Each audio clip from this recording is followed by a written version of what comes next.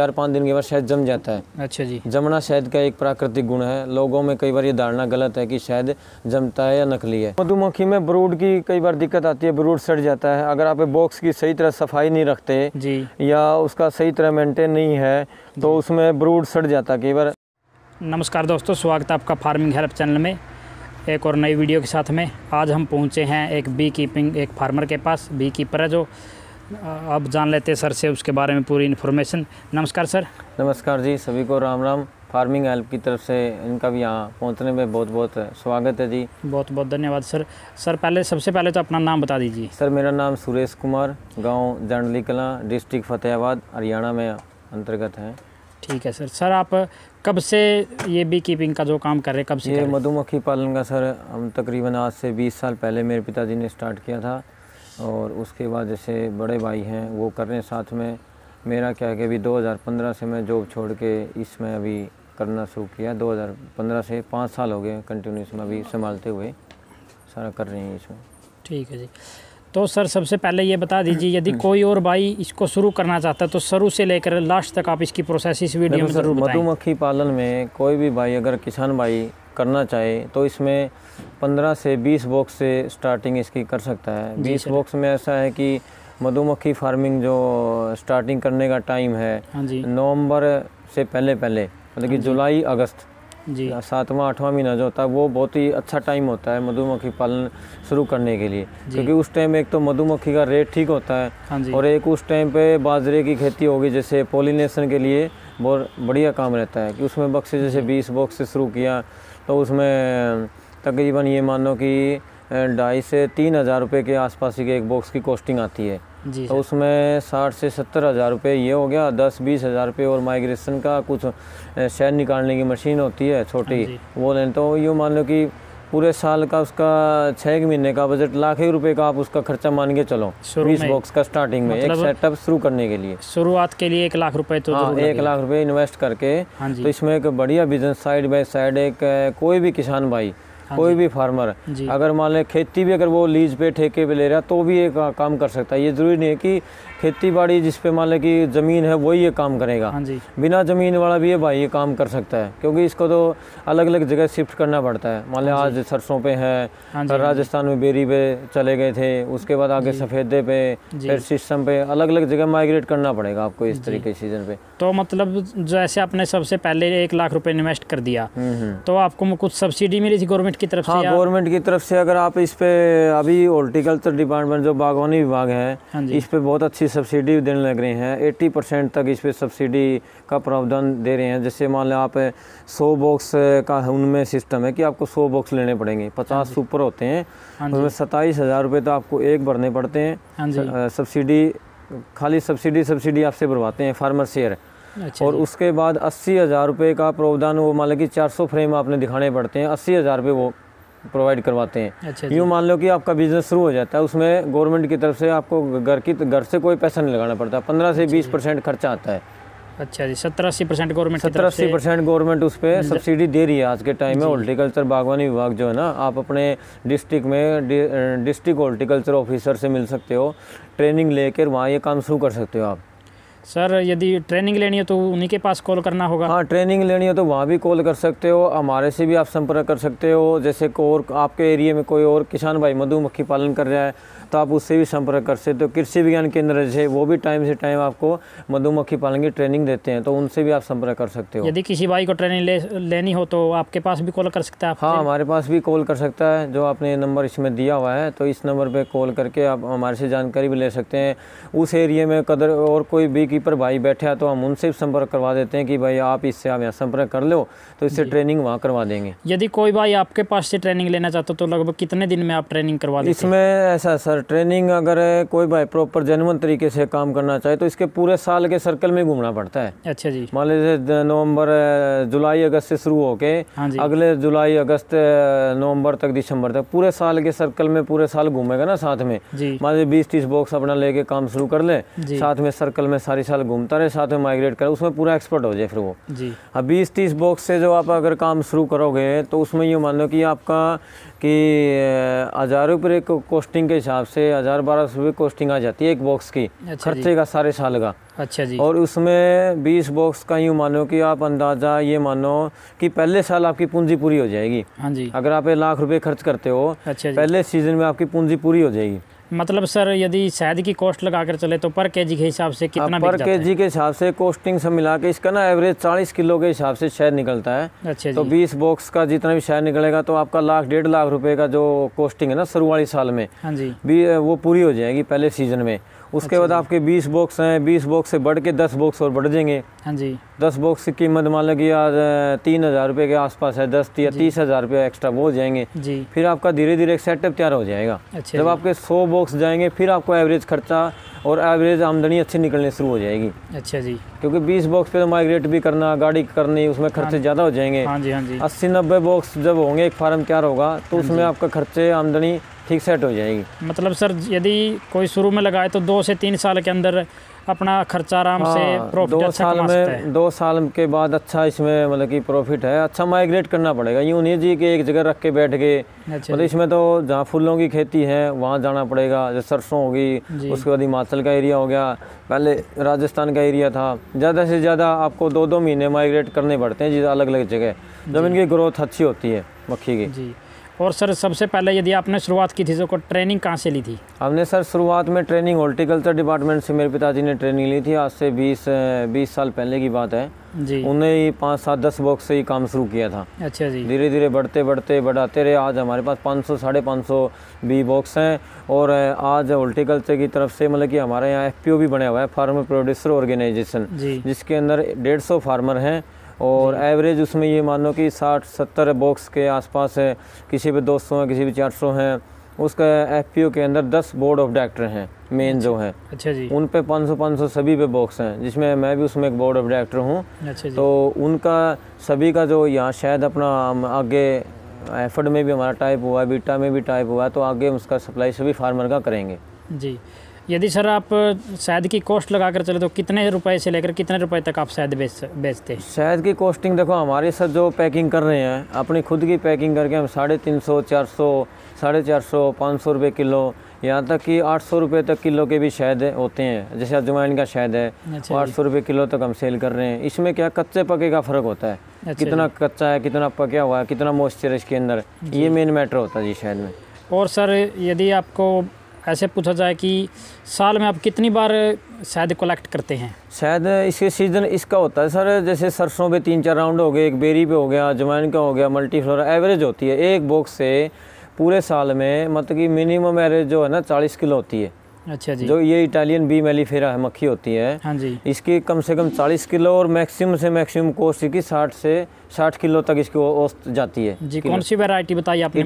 Italian B mellifera होती है। अच्छा, या आप मान लो कि हॉर्टिकल्चर से भी ले सकते हो, और या आपके पास कोई बड़ा फार्मर है काम कर रहा है तो आप उससे भी 10-20 बॉक्स लेके काम शुरू कर सकते हो जी।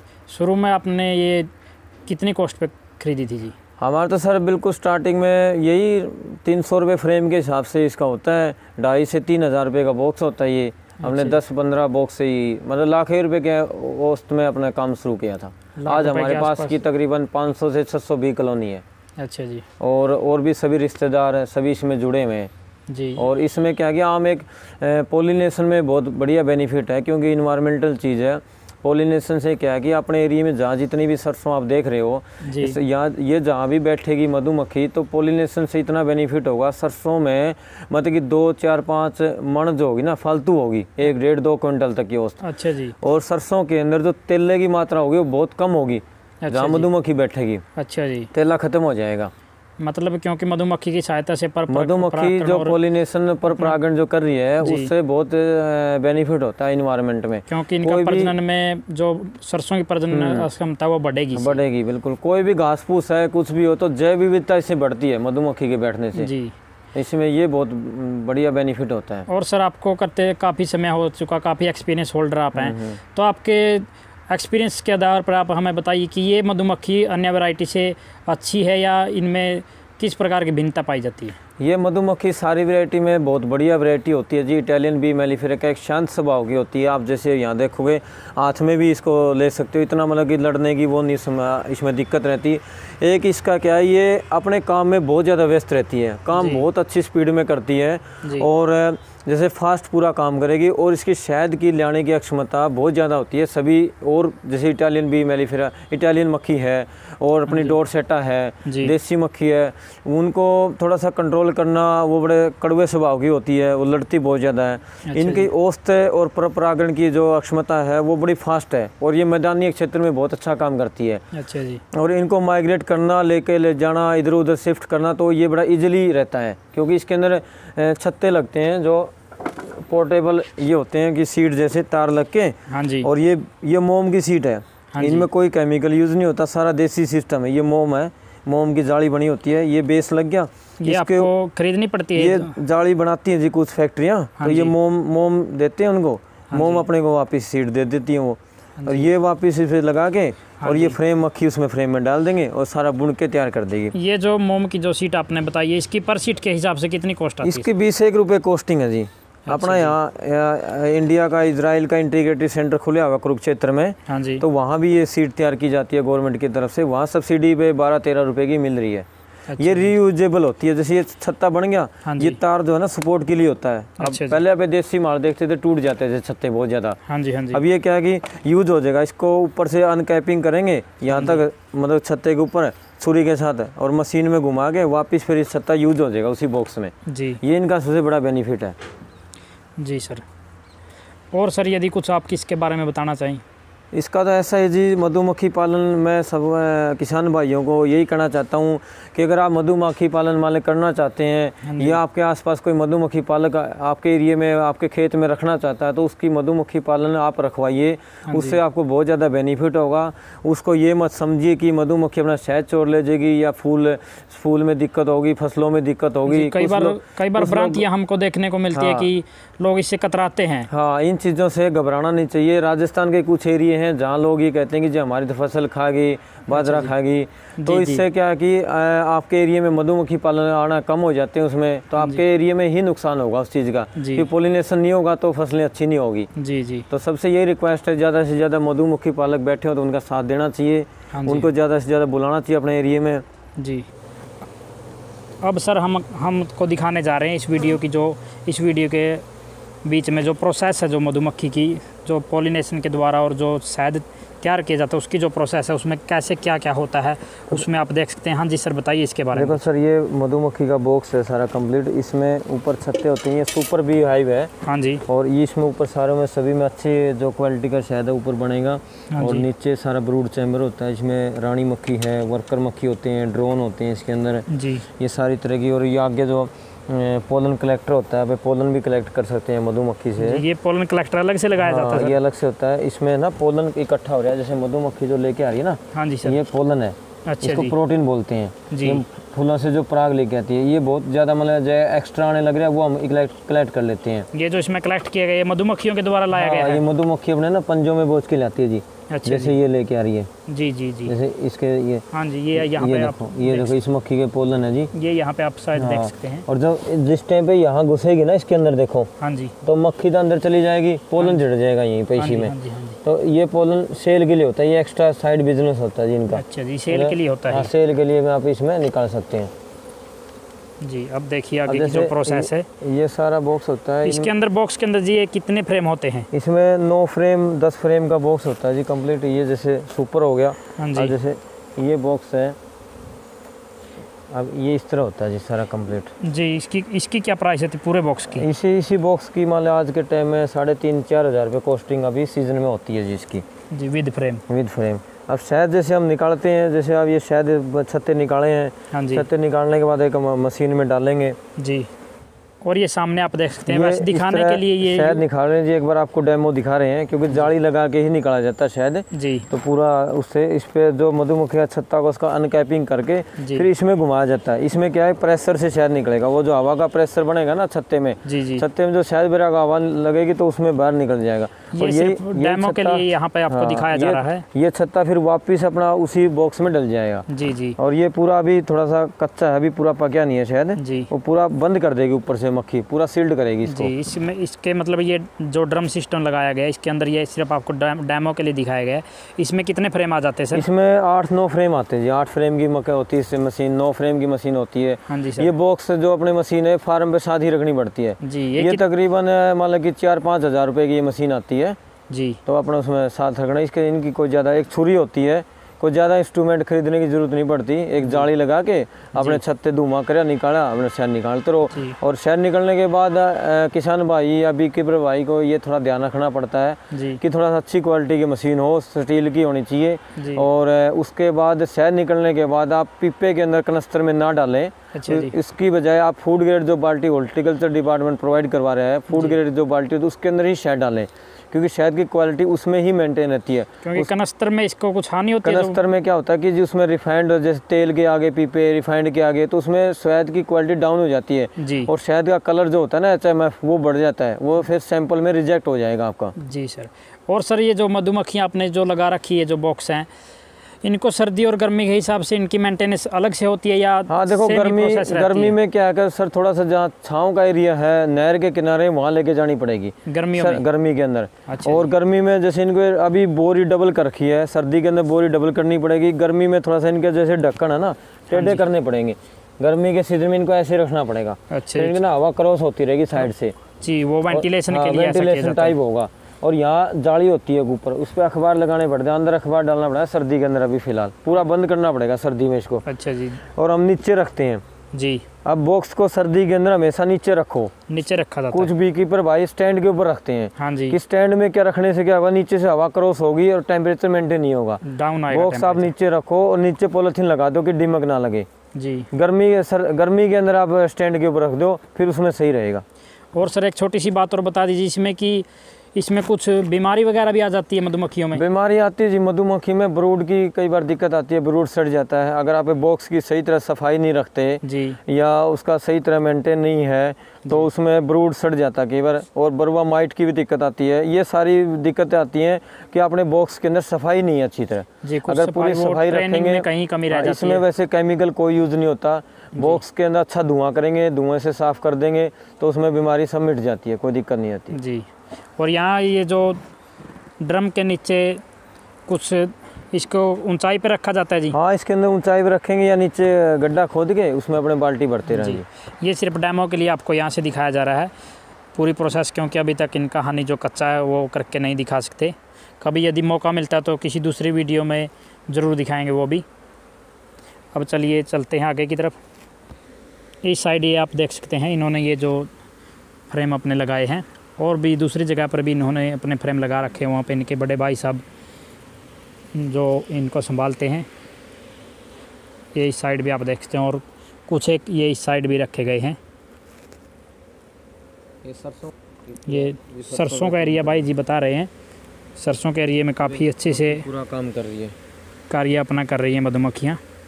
ये आप देख सकते हैं, सारा वर्कर है। ये जो सैनिक मक्खी इसको आप बोल सकते हैं, वर्कर्स जिसको बोला जाता है।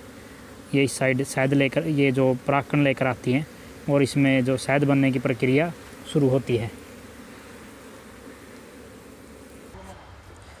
सर आप इसकी जो पैकिंग करते हैं अपने पास खुद करते हैं? हाँ जी, हम सारी पैकिंग अपनी खुद करने लग रहे हैं। जैसे आपने अभी वीडियो में सारा देखा कि सरसों का जैसे शहद निकला, हम अलग अलग वैरायटी के हिसाब से सारा शहद अलग पैक करते हैं। जैसे अभी ये सरसों का शहद है, बिल्कुल ताज़ा निकला, ये हो गया। अब जैसे निकलने के बाद क्या वाइट हो जाएगा शहद, 4-5 दिन के बाद शहद जम जाता है। अच्छा जी। जमना शहद का एक प्राकृतिक गुण है। लोगों में कई बार ये धारणा गलत है कि शहद जमता है या नकली है। हाँ जी, ये मुख्य धारणा देखने को मिलती है कि यदि शहद जम जाता तो लोग उसको ये मानते कि इसमें कुछ ना कुछ मिलावट जरूर की गई है। आजकल क्या है कि जैसे जितने भी शहद, पुराने शहद भी निकला करते, शहद जमते हैं, क्योंकि अब कई बड़ी बड़ी कंपनियां, आपने पीछे भी कई देखा है कि कई कंपनियां फेल हुई हैं, रिजेक्ट भी हुए हैं कई के सैंपल, तो वो इसी चीज़ पे काम कर रहे थे कि शहद ना जमे। जी जी। और रियल क्या होता है कि शहद जमेगा, जमना एक शहद का प्राकृतिक गुण है जी, वो उसको केमिकल के माध्यम से बिना जमने वाला केमिकल के माध्यम से उसको हीट करके बहुत ज़्यादा गर्म करके या कोई केमिकल डाल के उसकी जमने की क्षमता जो है ख़त्म कर देते हैं जी। उसके साथ साथ उसकी जो गुणवत्ता है, जो रियल उसकी जो गुणवत्ता न्यूट्रिशन वैल्यू वो ख़त्म हो जाती है शहद में